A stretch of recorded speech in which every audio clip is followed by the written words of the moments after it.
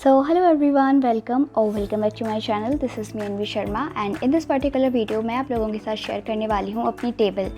मैं एक UPSC aspirant हूँ। अगर जो लोग मुझसे नए जुड़े हैं तो मैं उनको बता दूँ, मेरा नाम अनवी शर्मा है और मैं यहाँ पे यूपीएससी की प्रिपरेशन करती हूँ और साथ ही मैं ब्लॉगिंग करती हूँ कि मैं क्या स्टडी करती हूँ और साथ ही हमारी जो गवर्नमेंट ऑफ इंडिया रहती है उससे रिलेटेड इश्यूज़ जो हमारे यहाँ पर रिफॉर्म्स की ज़रूरत पड़ती है उससे रिलेटेड चीज़ों को यहाँ पर कवर करती हूँ।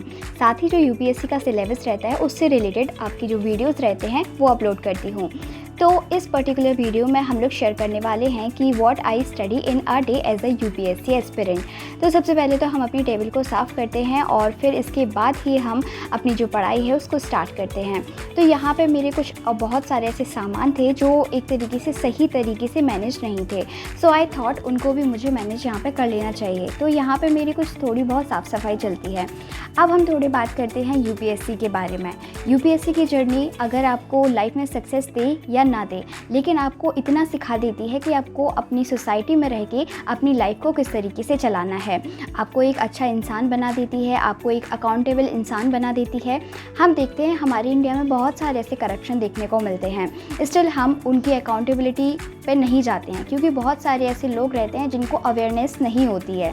लेकिन आज के टाइम पे हम सोशल मीडिया की जब बात करते हैं तो बहुत सारी ऐसी चीज़ें हो गई हैं जो आपको अकाउंटेबल बनाने पे मजबूर करती हैं।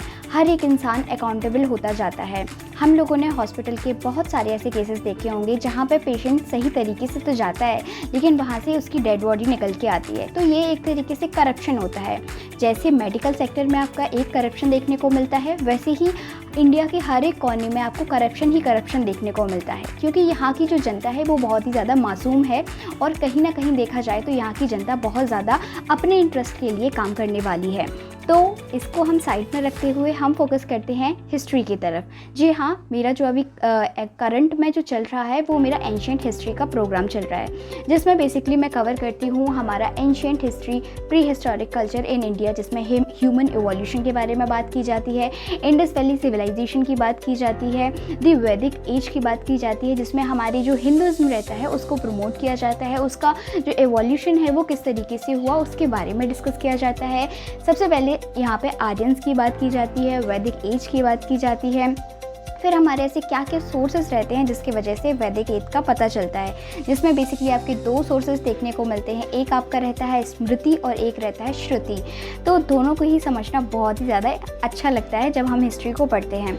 जैनिज्म बुद्धिज़्म की बात की जाती है, एज ऑफ महाजनपदास की बात की जाती है, मौर्यंस आते हैं, पोस्ट मौर्यन आते हैं, संगम एज आती है, गुप्ता एज आती है, पोस्ट गुप्ता आते हैं, फिर इसी बीच में कुछ अलग से लोग आते हैं वो इनको कवर करते हैं, चोलाज आते हैं और इसी तरीके से दिल्ली सल्तनत आपका जो मिडिवल एरिया है वो कवर हो जाता है। यहाँ पे ये मेरा टैब है जिसमें बेसिकली मैं यूज़ करती हूँ इसको न्यूज़पेपर पढ़ने के लिए, आपके जो टेलीग्राम के क्विज़ेस वगैरह रहते हैं उनको पढ़ने के लिए, और साथ ही यहाँ पे जो स्क्रीन रहती है वो ब्रॉड रहती है इसलिए पढ़ने में बहुत ज़्यादा मज़ा आता है। और इसमें साथ ही जो द हिंदू एनालिसिस रहता है, जो पूरा न्यूज़पेपर रहता है वो बहुत ही ज़्यादा ब्रॉड पेज में दिखाई जाता है जिससे पढ़ने में बहुत ज़्यादा मज़ा आता है। इसमें मेरे जो सेल्फ नोट्स रहते हैं, जो हमारे आर्टिकल्स वगैरह रहते हैं उनको पढ़ने में भी बहुत मज़ा आता है। इसके साथ ही मैं यहाँ पे अपने करंट अफेयर्स को एक नोटबुक में कॉपी करके रखती हूँ। जो भी मैं करंट अफेयर्स पढ़ती हूँ उनको एज अ रिवीजन यहाँ पे फॉलो करके रखती हूँ, यहाँ पे इनको नोट डाउन करके रखती हूँ। सबसे मेरा पहला जो इम्पोर्टेंट काम रहता है कि उन करंट अफेयर को पढ़ना और साथ ही उनकी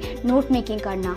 नोट मेकिंग, बहुत से लोग बोलते हैं कि करंट अफेयर की आप नोट मेकिंग करोगे तो आपको बहुत ज़्यादा बर्डन हो जाएगा, लेकिन आप उसको एज अ बर्डन ना देखते हुए जीएस की जो मेंस की आंसर राइटिंग रहती है उसके बेस पे करोगे तो ये आपकी क्रिटिकल थिंकिंग, आपकी क्रिटिकल नॉलेज है उसको बूस्ट करेगा। इसलिए ये मुझे कहीं से कहीं तक एक बर्डन फील नहीं होता है और इसमें अच्छा खासा मैं विथ एलेबोरेशन मेरी जो कैपेबिलिटी रहती है, जो मेरी सोचने समझने की क्षमता रहती है उसमें पूरा ही इसको डाल देती हूँ। फिर मेरे यहाँ पे कुछ टेबल का अरेंजमेंट मैं यहाँ पे करती हूँ जो मुझे एक हाइजीन के तरीके से अच्छा लगता है। इन सेंस मुझे थोड़ा हाइजीनिक चीज़ें अच्छी लगती हैं, एक प्रॉपर अरेंजमेंट अच्छा लगता है और वैसे भी जो यूपीएससी एस्पिरेंट रहते हैं उनको बैलेंस करना लाइफ के साथ में और अपनी स्टडीज़ के साथ में बहुत ही ज़्यादा इम्पॉर्टेंट होता है। इसके साथ ही मैं मेरे मेंस की आंसर राइटिंग भी करती हूँ जिसमें मेरे बहुत सारे ऐसे क्वेश्चंस हैं जो मैं लिख चुकी हूँ। क्वेश्चंस बेसिकली आपके हर एक सेक्टर में होते हैं, जैसे पॉलिटी का हो गया, गवर्नेंस का हो गया, साइंस एंड टेक का हो गया। इसके साथ ही आप कभी कभी हिस्ट्री का भी हो जाता है। फिर इंटरनल अफेयर्स का हो जाता है, टेररिज्म पे हो जाता है, नक्सलिज्म पे हो जाता है। बहुत सारे ऐसे टॉपिक्स रहते हैं जो आपको आपकी क्रिटिकल थिंकिंग में बहुत ज़्यादा हेल्पफुल रहते हैं।